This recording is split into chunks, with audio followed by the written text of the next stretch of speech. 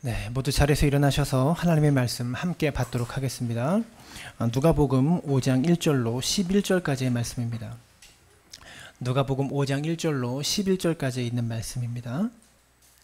무리가 몰려와서 하나님의 말씀을 들을새 예수는 게네사렛 호숫가에 서서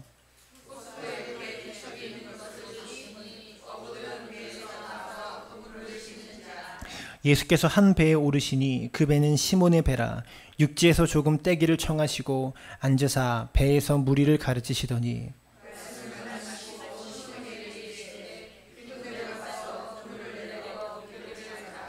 시몬이 대답하여 이르되 선생님, 우리들이 밤이 새도록 수고하였으되 잡은 것이 없지만은 말씀에 의지하여 내가 그물을 내리리이다 하고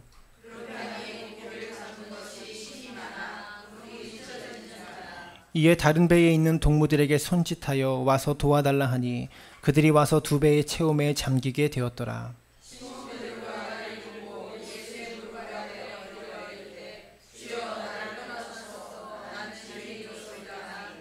이는 자기 및 자기와 함께 있는 모든 사람이 고기 잡힌 것으로 말미암아 놀라고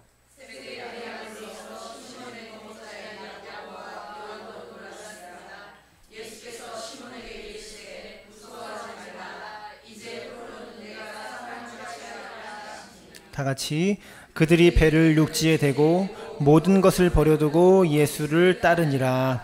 아멘. 네, 모두 자리에 앉아주시기 바랍니다. 네. 옆 사람 바라보고 인사했으면 좋겠습니다. 비보다 당신이 좋습니다. 네.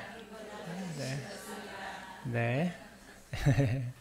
우리가 하나님이 더 좋죠. 근데 사실은 옆 사람이 좋다고 한 이유는 옆에 있는 사람이 좋은 것보다 그 사람 안에 역사하시는 하나님이 더 좋기 때문에, 그 사람을 통해서 일하시는 하나님을 바라보기 때문에, 그래서 성도의 아름다운 교제를 우리가 할 수 있는 것이고요. 그 기쁨으로 함께 신앙생활을 하는 것입니다.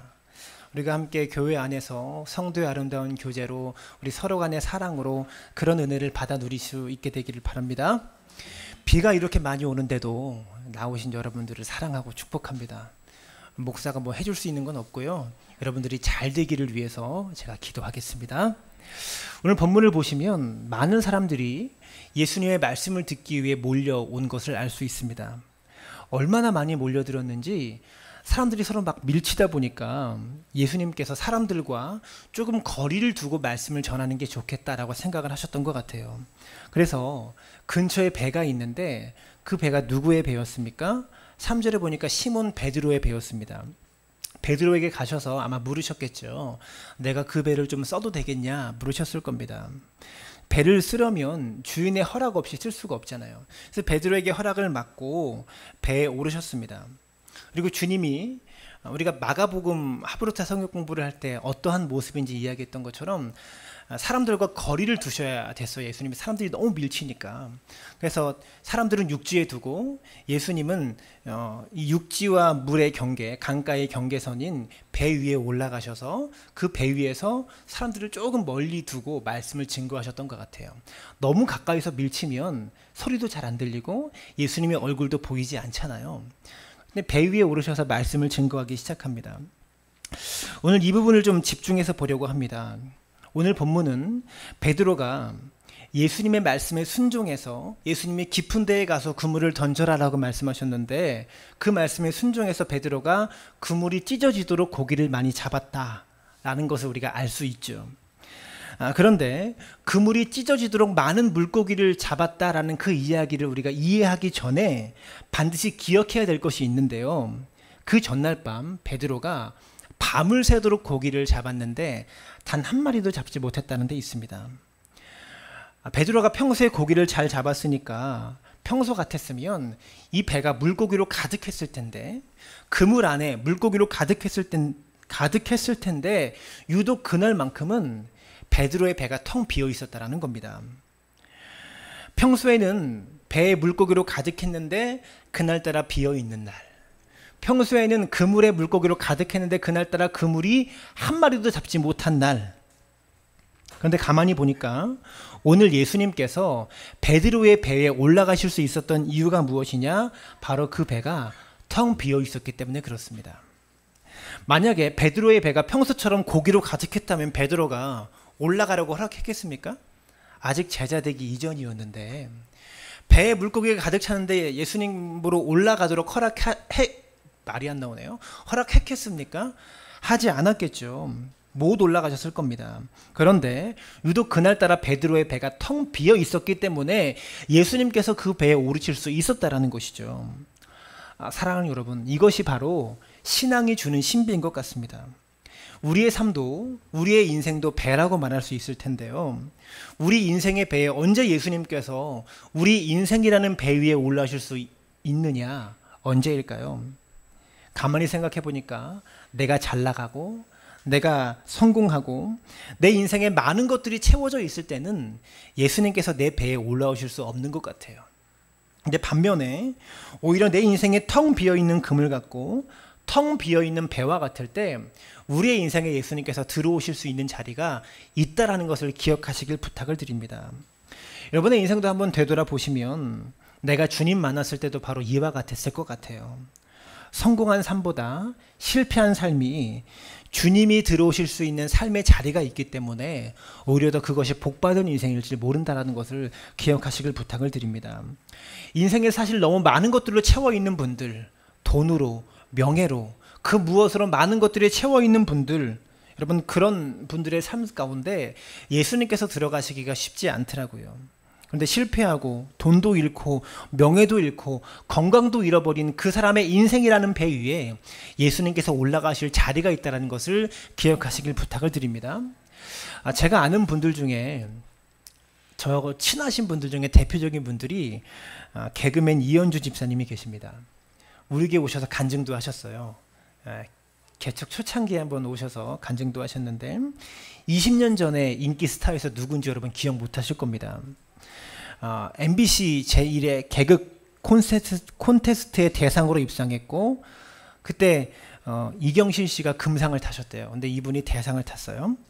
데뷔하자마자 개그맨으로 스타가 되었고 그의 청춘만만세라는 MBC 프로그램으로 MBC 신인상을 받았다고 합니다. 그 다음에 해에는 일요일 밤에라는 TV 프로그램에서 참깨 부인으로 등장해가지고 우수상을 받습니다. 그러니까 불과 데뷔하자마자 1년 만에 최고의 인기 스타가 되었던 거죠. 많은 광고도 찍었다고 합니다. 비누 광고도 찍고 화장품 CF는 못 찍고 개그맨이니까 비누 광고, 뭐 세제 광고, 뭐 여러 가지 광고도 찍었대요. 22살의 어린 나이에 대한민국 최고로 잘 나가는 개그맨이 되었고 감당하기 어려운 돈을 그가 만지다 보니까 삶이 방탕해졌고 이현주 집사는 스트레스를 해소하기 위해서 밤거리를 휩쓸고 다니면서 술과 담배와 춤에 빠져 살았다고 합니다. 그때 서태지와 아이들의 이준호 씨와 밤에 이태원의 밤거리를 돌아다니면서 잘 놀았다고 합니다.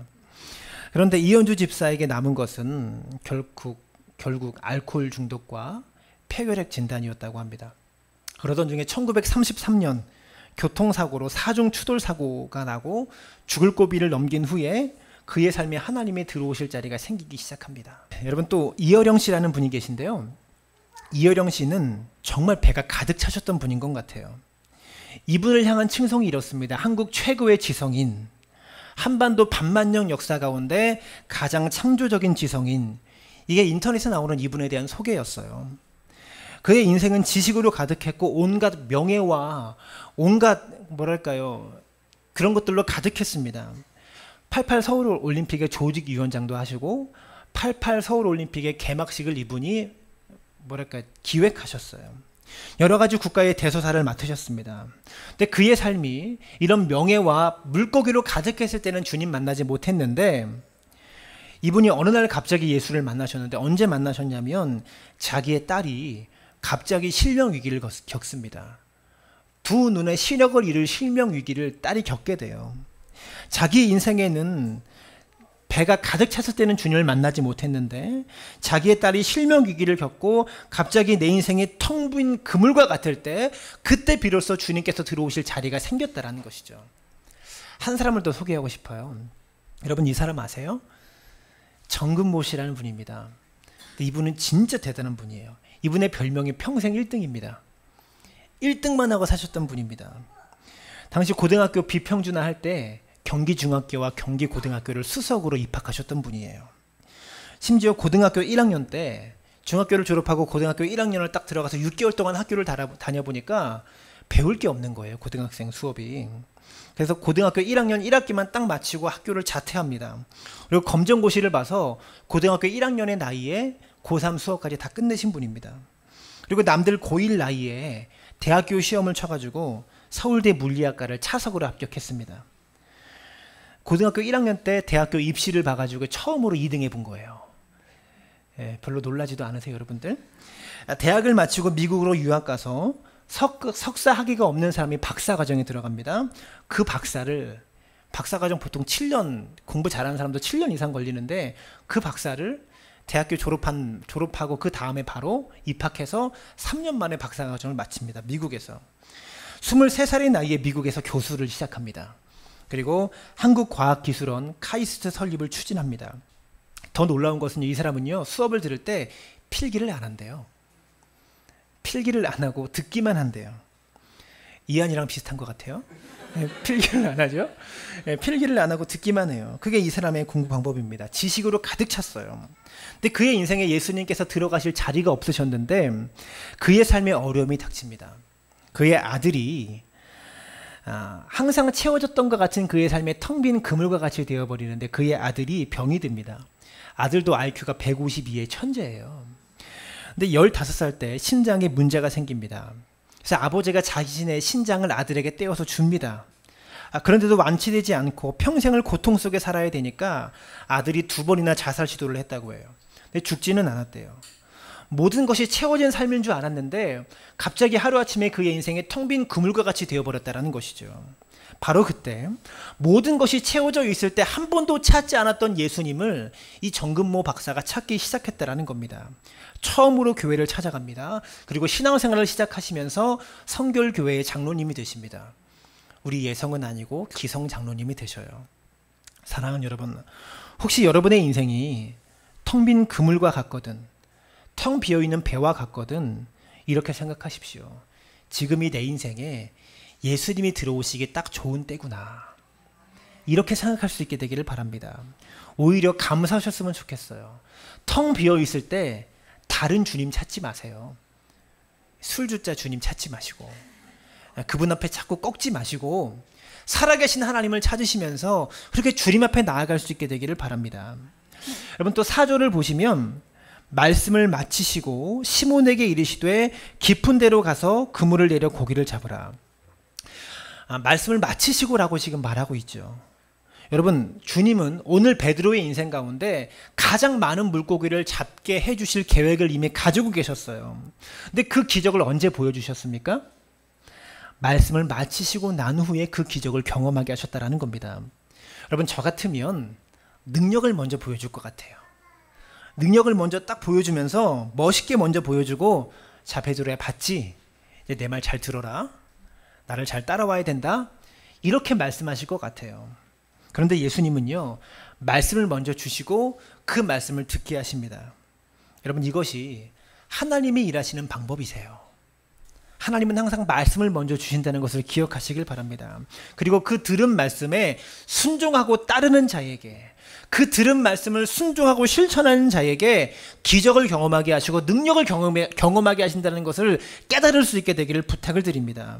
하나님은 우리가 말씀 듣기를 원하세요. 우리는 능력 보기를 원하지만 주님께서 원하시는 것은 말씀 듣기를 원하세요. 근데 가만히 보니까 베드로가 말씀을 안 듣고 있어요. 1절을 보십시오. 1절과 2절 함께 읽습니다. 시작. 무리가 몰려와서 하나님의 말씀을 들을새 예수는 게네사렛 호숫가에 서서 호숫가에 배 2척이 있는 것을 보시니 어부들은 배에서 나와서 그물을 씻는지라. 무리들은 지금 말씀을 듣고 있는데 어부들은 뭐하고 있습니까? 배에서 나와서 그물 씻고 있어요. 베드로가 어부죠. 그러니까 어부들과 함께 그물을 같이 씻고 있었다라는 말이에요. 근데 왜 그랬을까요? 왜 이들이 그물을 씻고 있었을까요? 어젯밤에 고기를 한 마리도 못 잡았기 때문에 그물을 점검하고 있었던 겁니다. 그래서 예수님께서 베드로 말씀 듣게 하려고 베드로의 배를 지정하시면서 그 배에 내가 올라도 되냐라고 물으신 거예요. 그리고 배에 오르셨잖아요. 예수님이 베드로의 배에 오르셨으니까 베드로가 주인인데 예수님을 안 볼 수 있습니까? 예수님 바라보기 시작했던 거죠. 말씀을 듣기 시작했다라는 겁니다.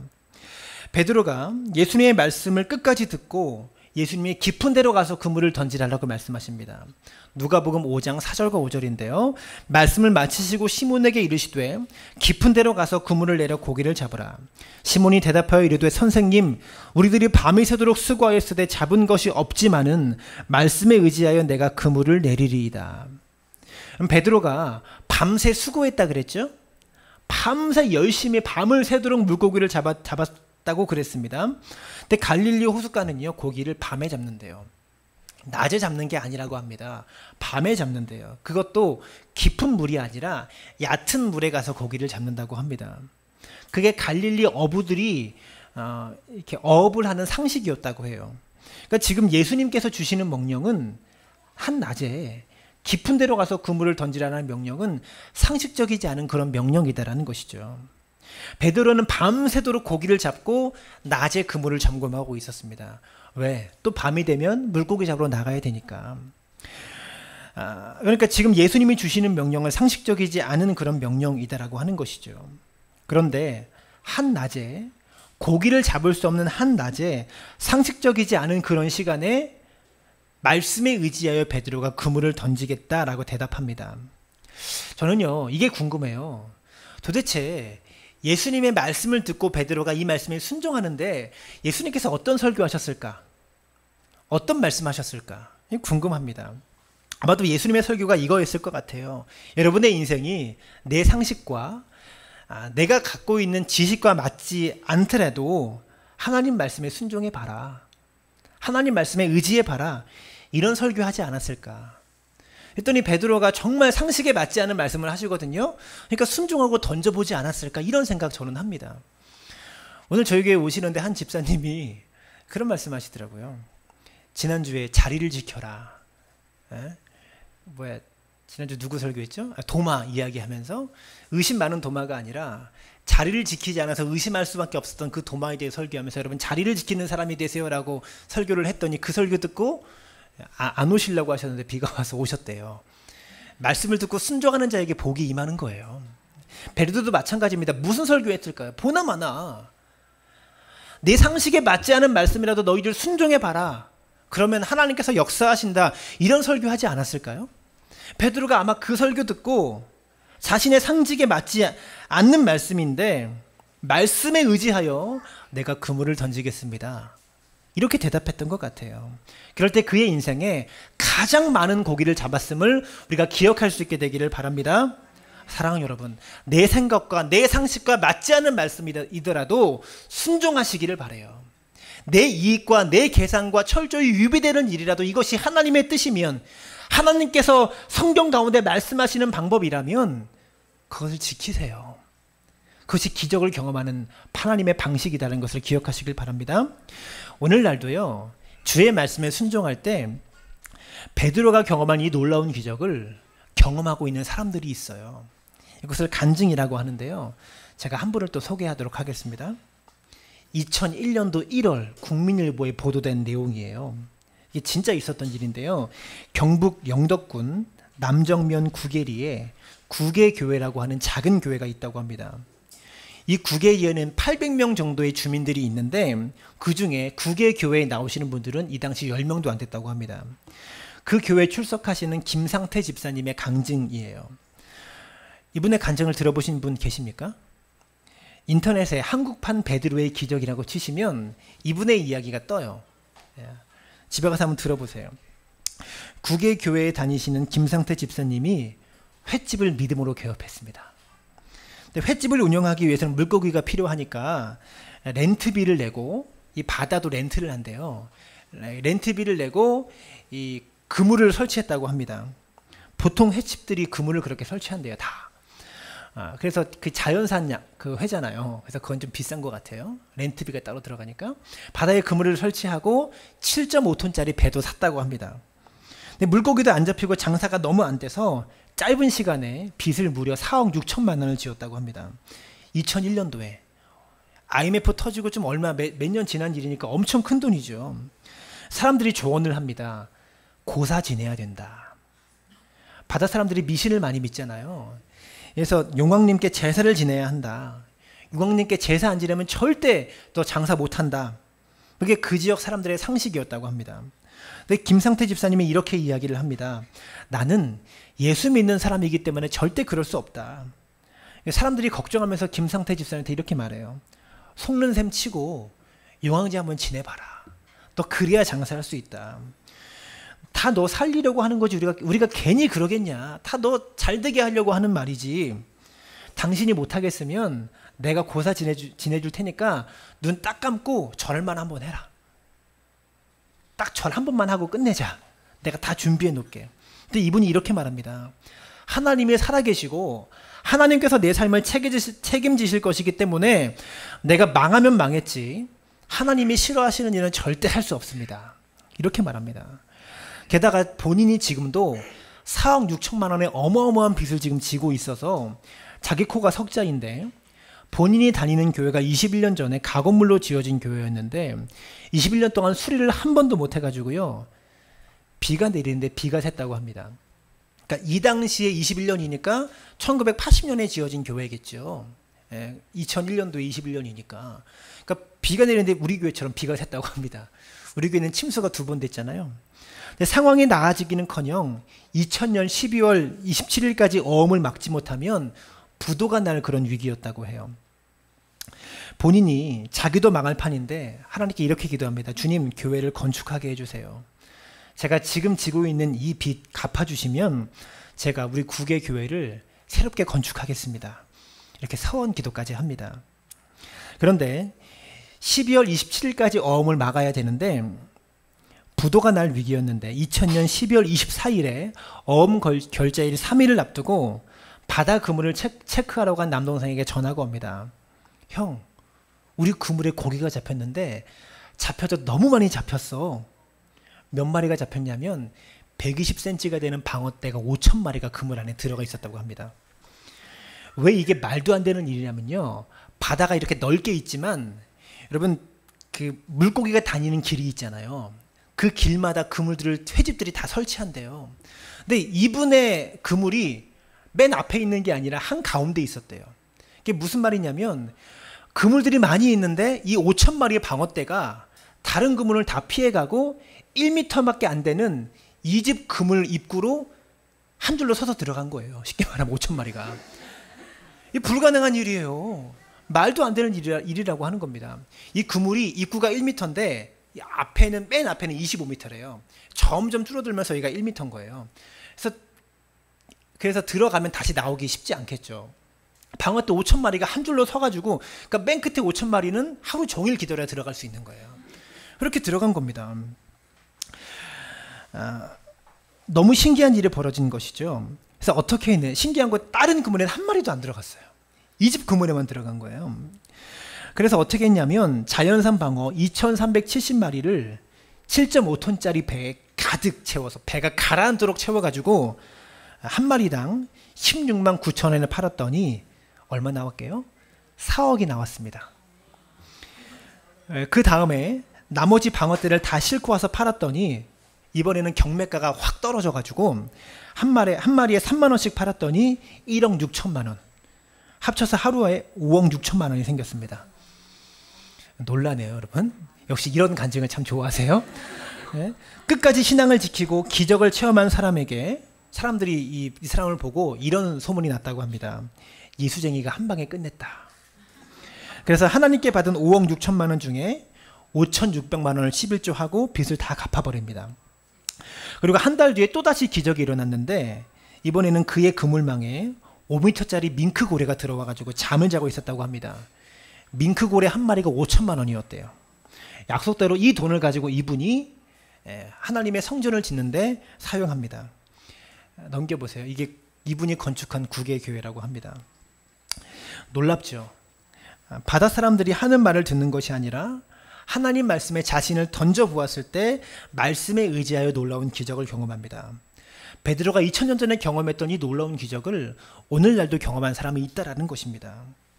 이런 놀라운 기적이 여러분의 삶 가운데 일어나게 되기를 주님의 이름으로 축원합니다. 역시 아멘은 크게 하십니다. 중요한 것은요, 죄송하지만 여러분 정말 죄송하지만 여기까지만 듣고 오늘 설교를 마치면 저는 오늘 본문을 잘못 증거한 것이고요. 여러분이 오늘 설교를 잘못 이해한 것이 됩니다. 여기까지 이야기는 너무 좋죠.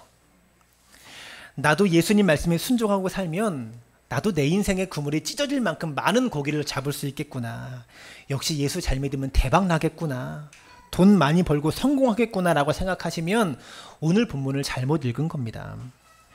오늘 본문이 강조하고 싶은 것은 베드로가 예수님 말씀에 순종해서 고기를 던졌더니 그물을 던졌더니 그물이 찢어지도록 고기를 많이 잡았다라는 것이 아니라 놀랍게도 오늘 본문이 강조하고 있는 것은 베드로의 고기잡이 인생 가운데 가장 많은 물고기를 낚은 그날 그가 고기잡이를 포기했다는 것을 본문은 더 강조하고 있다는 겁니다.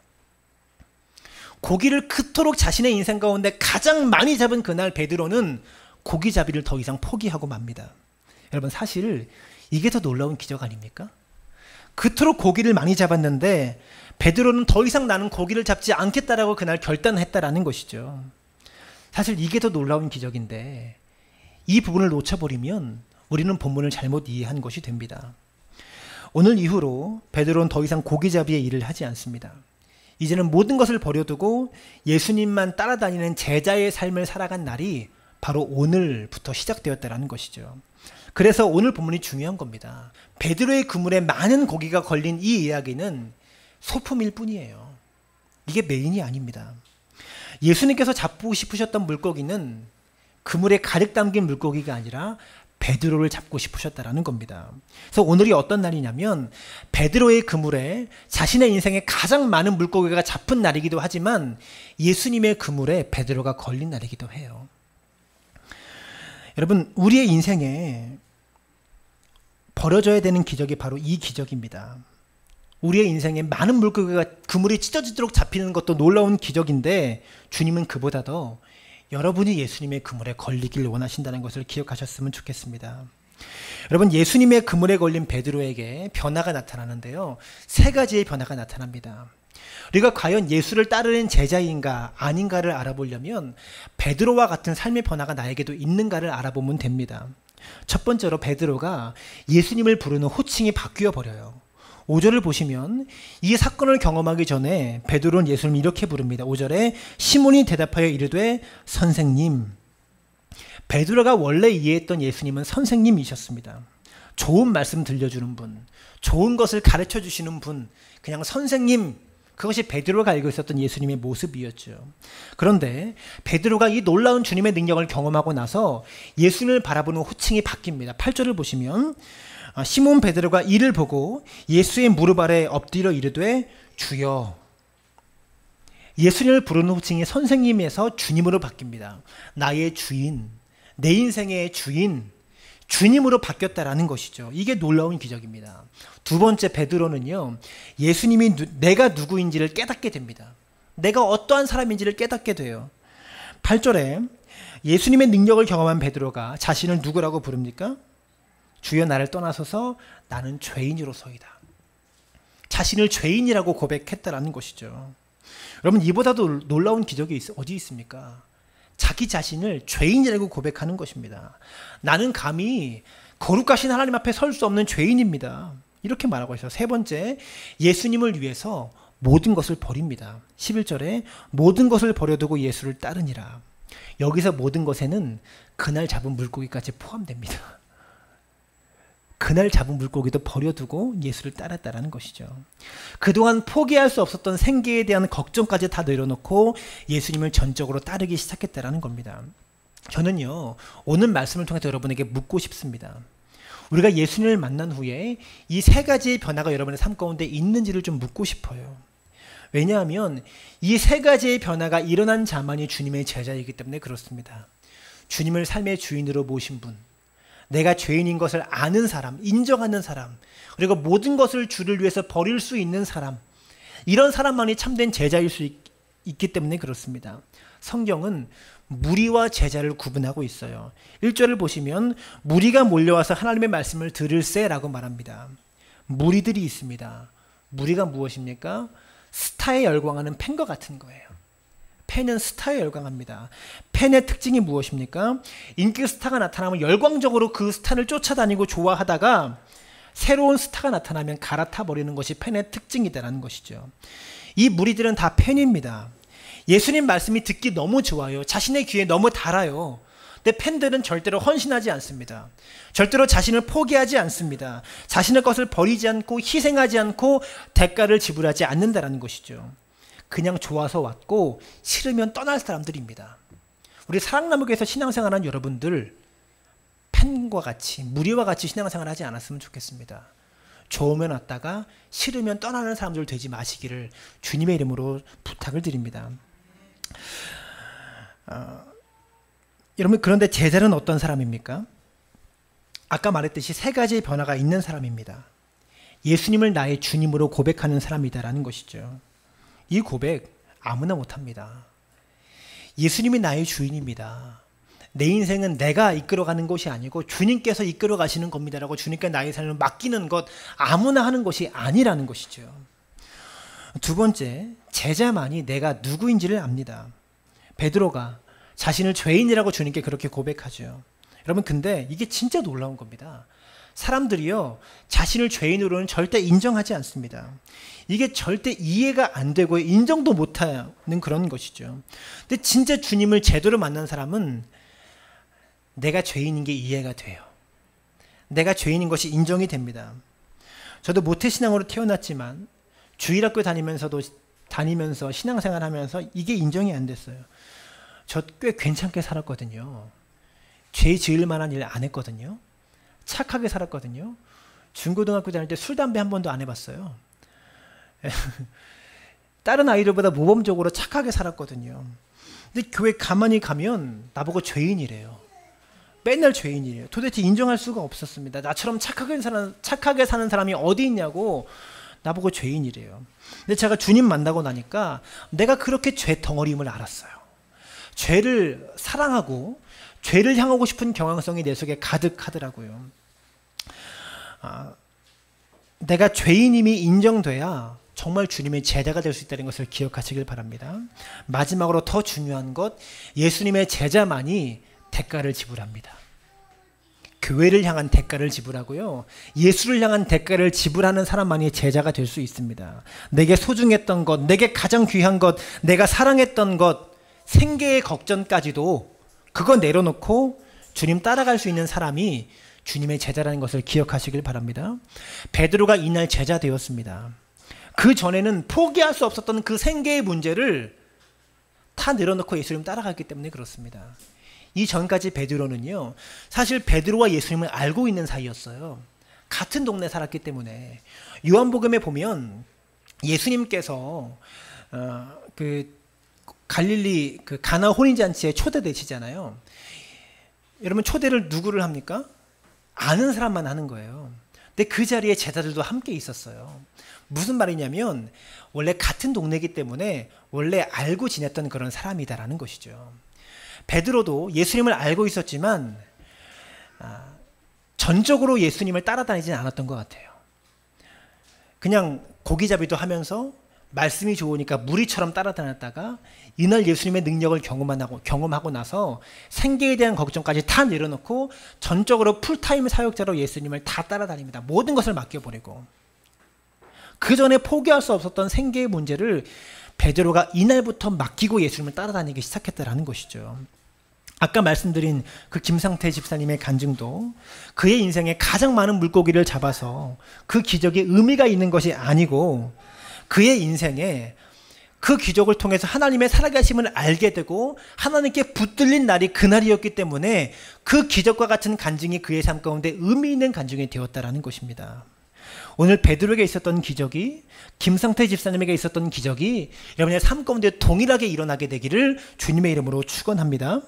내가 예수 잘 믿어서 대박 터뜨려야지, 내가 예수 잘 믿어서 그물이 찢어지도록 고기를 많이 잡아야지, 이것이 신앙의 목적이 아니라 베드로가 예수님의 그물에 걸렸던 것처럼 우리의 삶도 인생의 모든 걱정과 근심, 문제들 다 내려놓고 내가 사랑했던 건, 내가 가장 아꼈던 거, 그거 다 내려놓고 모든 것을 버려두고 예수님의 그물에 걸려서 예수님을 따라갈 수 있는 인생으로 변화될 수 있게 되기를 주님의 이름으로 축원합니다. 말씀을 마칩니다.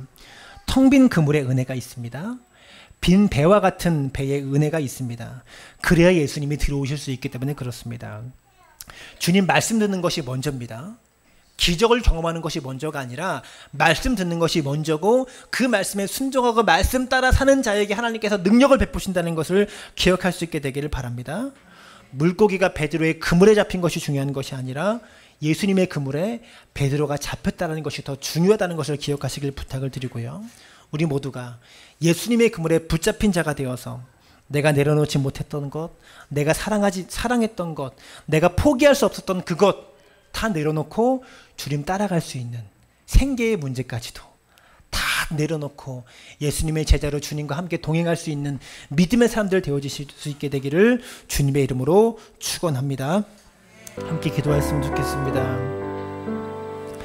베드로의 그물에 많은 물고기가 잡힌 것이 중요한 것이 아니라 베드로가 모든 것을 버려두고 예수를 따랐던 것이 더 중요합니다.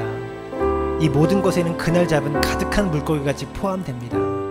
눈앞의 이익까지 포함된다는 것이죠.